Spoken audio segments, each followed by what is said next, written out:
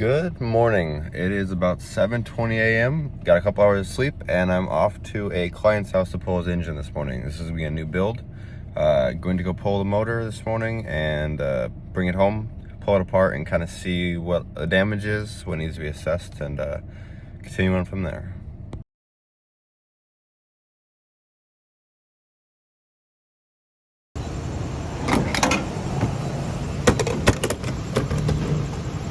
Not too expensive here. I just got some gas and got about a 40-mile drive, so I'll see you on the other side. I just made it, and that is the car that I'm pulling the motor out of in just a minute here.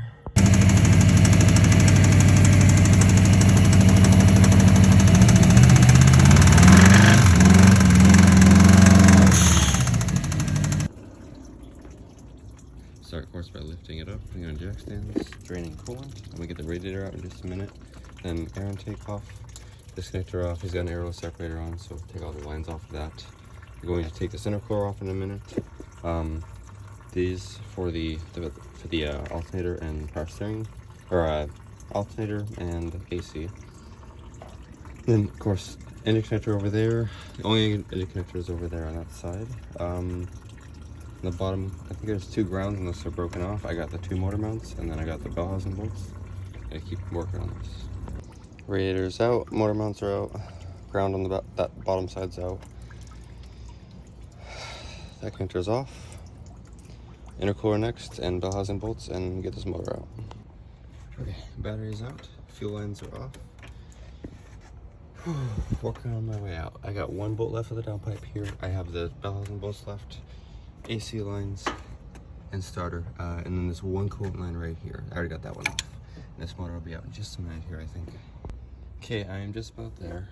Fuel lines off. I think I may have said it already. Starter off. Coolant lines in the back are all off. All the bolts for the bell housing are all off. Downpipe is moved a little bit, so it should move enough to come out. Got power steering lines off. And as you can see, bell housing is starting to crack open across the thing. No, not crack, but it's starting to split, so it's ready. So now I'll grab a jack and go on the tranny back there, and I just lift it up until it just clears the motor mounts. Once it's up there, then you can pull the motor back, pull the motor out. My bad. Better than scraping your alternator. And she's out, and that clutch died. Well, it's 10:21. I just got done for the day. The motor is back there. It only took me about an hour and a half to pull the motor up by myself. Wasn't bad. A couple bolts were random, but for the most part, it wasn't terrible. So, heading back home, I apologize. I didn't get as many things as I wanted to in video, but I got what I needed to. You can see, obviously, I pulled the motor out and started this process, and take this apart probably tomorrow or tonight, and kind of see where we get to. Hopefully, this block isn't completely trashed. Hopefully, we can just throw some rods in and a crank and rebuild it. But again, thank you for watching.